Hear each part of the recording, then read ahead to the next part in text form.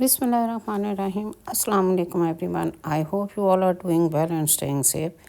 You are watching Gupshup Corner with new video and I am your host.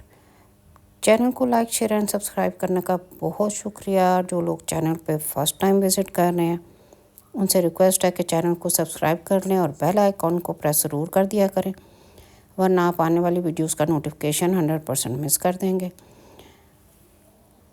Video को and तक लाजमी देखिएगा और पसंद आए तो लाइक एंड शेयर भी ज़रूर कीजिएगा। जैसा कि थंबनेल से आपको अंदाज़ा हो गया होगा और अगर किसी को नहीं हुआ तो उनके लिए मैं बता दूं, आज हम बात करेंगे वेनी विडी वेचे।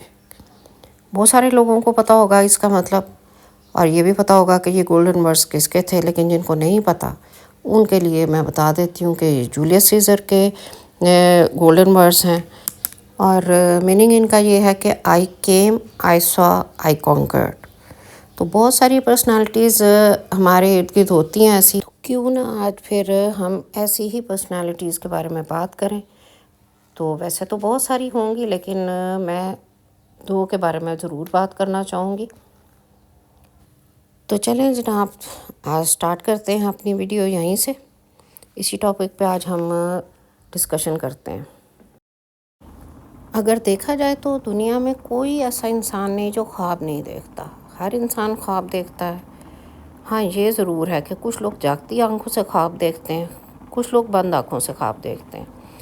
जो लोग बंद आंखों से ख्वाब देखते हैं उनके ख्वाब आँख खोलते ही ख़त्म हो जाते हैं।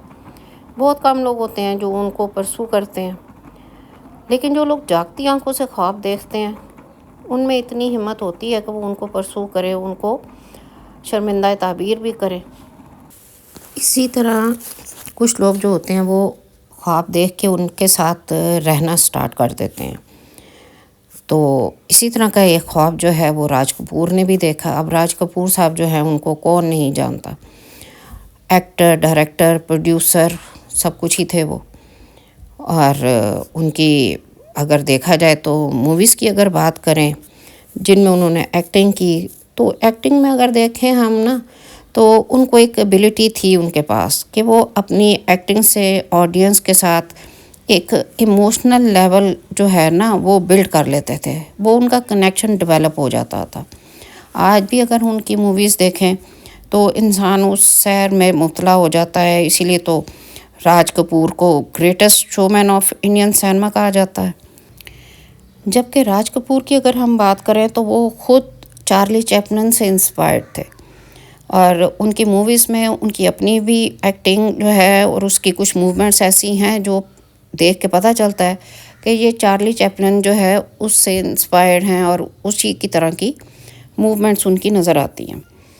कौन नहीं जानता कि राज कपूर पृथ्वी राज कपूर के बेटे थे।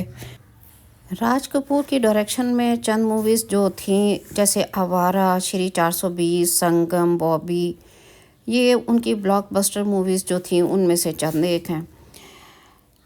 फिर इसमें ये भी है कि जब इंसान इस लेवल पे आ जाता है तो ऑब्वियस है कि उसका कैनवस भी बड़ा हो जाता है। इसी वजह से राज कपूर ने भी ये ख्वाब देखना शुरू किया कि क्यों ना इंडिया और पाकिस्तान के एक्टर्स को लेकर एक जॉइंट वर्जन किया जाए, जिससे दोनों कंट्रीज़ में आपस में तलखियाँ कम हो। एक अच्छी सोच थी। चूँकि वो फिल्म लाइन से थे, इसीलिए थ्रू फिल्म ही उन्होंने ये ख्वाब पूरा करने का सोचा। राज कपूर फिल्म बनाना चाहते थे और इस फिल्म की हीरोइन पाकिस्तान से लेना चाहते थे। ये बात है उन दिनों की जब पाकिस्तान में तन्हाइयाँ ड्रामा की हीरोइन जो है वो शहनाज शेख, वो मतलब उस वक्त का ब्लॉकबस्टर ड्रामा था और उसकी हीरोइन शहनाज शेख जो थी उनको भी काफ़ी फेम मिला हुआ था। हर कोई उनको कास्ट करना चाहता था। तो यही सोच के राज कपूर साहब ने भी शहनाज शेख को फ़ाइनल किया। फ़िल्म की स्टोरी भी हसीना मोइन से लिखवा ली, लेकिन अनफॉर्चुनेटली ये सारी चीज़ें चल ही रही थी कि उनकी डेथ हो गई। ज़ाहिर है मौत तो ना जगह देखती है ना टाइम देखती है, मौत तो अपने टाइम पर आ ही जाती है। फिर जनाब राज कपूर के बाद उनके बड़े बेटे रणधीर कपूर ने सोचा कि क्यों ना अपने बाप का ख्वाब जो है वो पूरा किया जाए। तो जहाँ राज कपूर की जगह रणधीर कपूर आए, वहीं शहनाज शेख की जगह ज़ेबा बख्तियार और हसीना मोइन की जगह ख्वाजा अहमद अब्बास और जैनेंद्रा के जैन ने ले ली। बाकी कास्ट के साथ जो लीड रोल था उसमें ज़ेबा बख्तियार, ऋषि कपूर, फरीदा जलाल, रज़ा मुराद, सईद जाफ़री, रीमा लागू वगैरह थे। 1991 में ये मूवी तैयार हुई और सिनेमाघरों की जीनत बनी और इसमें कोई शक नहीं कि ये ब्लॉकबस्टर मूवी थी। इसका जो टाइटल सॉन्ग था मैं हूँ खुश रंग है ना, लता मंगेशकर ने इसको गाया था और इसमें भी कोई शक नहीं है कि इस सॉन्ग में ज़ेबा बख्तियार जो है वो बहुत ही खूबसूरत दिखाई दे रही थी। ना सिर्फ ऑडियंस ने इसको पसंद किया बल्कि क्रिटिक्स ने भी इसको पसंद किया और इस मूवी ने अच्छा खासा अपना इम्पैक्ट छोड़ा। और मूवी से ज़्यादा जो है वो आई थिंक के ज़ेबा बख्तियार का इम्पैक्ट था। और जनाब जी इसके ठीक 20 साल बाद, पूरे 20 साल बाद भी एक मूवी थी ना इंडिया की। देखा जाए तो कुछ लोग होते हैं ऐसे कि जिनकी पर्सनालिटी ही ऐसी होती है, बड़ी डोमिनेटिंग किस्म की, और वो अपना इम्पैक्ट छोड़ जाते हैं। वो चाहे अपने मुंह से कुछ भी ना बोलें लेकिन सिर्फ उनकी प्रेजेंस जो होती है वही डोमिनेट कर जाती है हर चीज़ को। तो कुछ इस तरह की ही बात ज़ेबा बख्तियार की थी और इस तरह की ही बात कई लोगों में होती है। कई लोगों की पर्सनालिटी ऐसी होती है कि जो बड़ी डोमिनेटिंग किस्म की होती है। तो ठीक 20 साल बाद तो एक आई थिंक मूवी भी थी 20 साल बाद। हाँ जी, ये इंडिया की एक मूवी भी थी 20 साल बाद।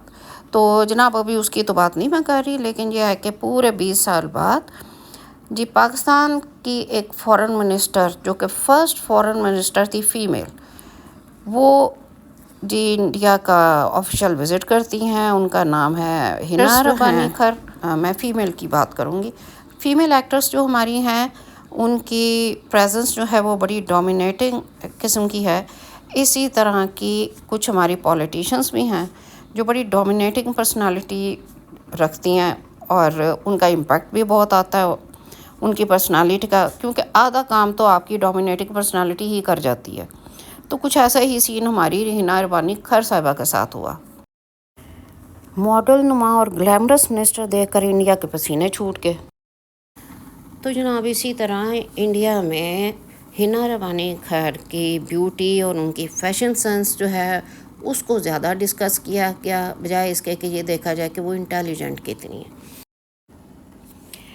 जहां द टाइम्स ऑफ इंडिया ने हिना रब्बानी खर को पुरकशिश चेहरा करार देते हुए कहा पाकिस्तान अपना बेहतरीन चेहरा सामने ले आया, तो वहीं मुंबई मिरर ने कहा कि पाक बॉम्ब इंडिया आ गिरा।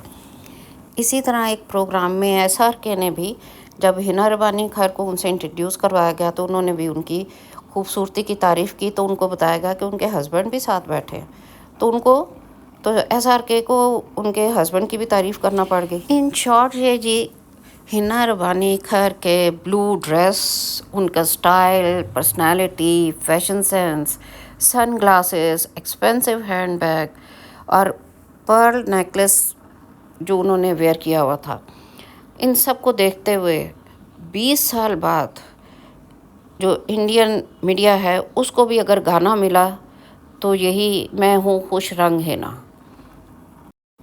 इस तरह अगर देखा जाए तो फिर ये गाना जो है वो चाहे ज़ेबा बख्तियार हों या हिना रब्बानी खर, ऐसे लगता है जैसे इन्हीं के लिए ही बना था। इनकी पर्सनालिटीज़ को माइंड में रख कर ये गाना बनाया गया।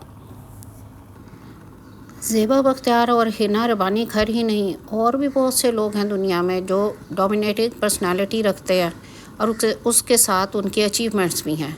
तो ऐसे ही लोगों के लिए कहा जाता है वेनी वेदी वेचे, आई केम, आई सॉ, आई कॉन्कर्ड।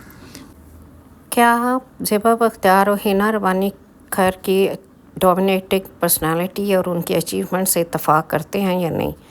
अगर आप एग्री करते हैं तो कमेंट बॉक्स में ज़रूर बताइएगा। तो इसके साथ ही आप मुझे इजाज़त दीजिए और अपना बहुत सारा ख्याल रखिएगा। मिलते हैं किसी नेक्स्ट वीडियो में। Till then take care and keep smiling.